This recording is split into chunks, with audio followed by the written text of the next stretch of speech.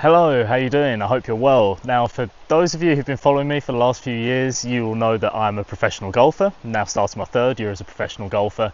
But before that, I was actually an amateur golfer full-time for quite a few years. We're talking pre-COVID, actually going back to 2017.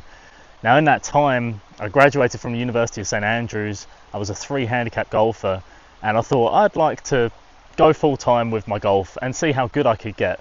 And in my first competition, I actually went up in handicap to a 4-handicap, and using my caddy savings I built up on the St Andrews links, I had a couple of years there where I was just trying to play golf every day and get good and see where we could get to.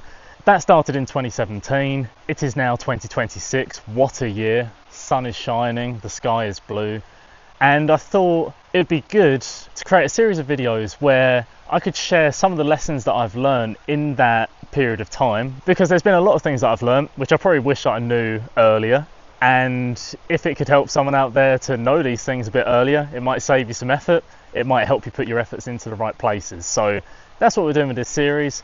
You know, I'm a professional golfer now. When I was full-time amateur, I managed to get myself to a +3 handicap, having started originally at 3. Obviously before that I'd put in lots of time to get better before I came to St Andrews when I was living down in Essex. But these lessons I've learned are specifically between that time of being a 3 handicap, getting to +3, turning pro, playing professional events. There's a lot of things that I've learned, and I'd like to share them with you now.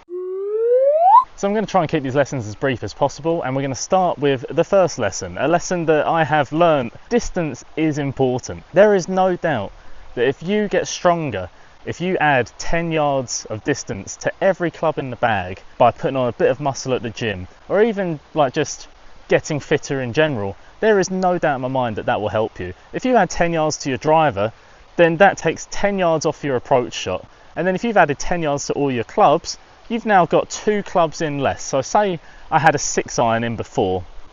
Now I've hit it 10 yards further and I've got a 7-iron in, but I hit all my clubs a club further. So what would have been a 7-iron is now an 8-iron. So I've gone from hitting 6 irons into the green to an 8-iron.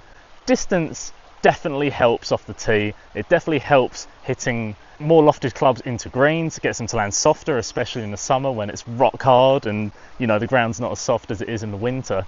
It helps you be more precise with your approaches. It helps you take shots off your score.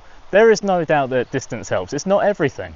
It's good to get skilled at all aspects of the game. Getting good at putting, getting good at chipping, getting good at all areas of your game, becoming more skilled in golf is always beneficial. It's not all about hitting the driver as far as you can, but distance definitely helps.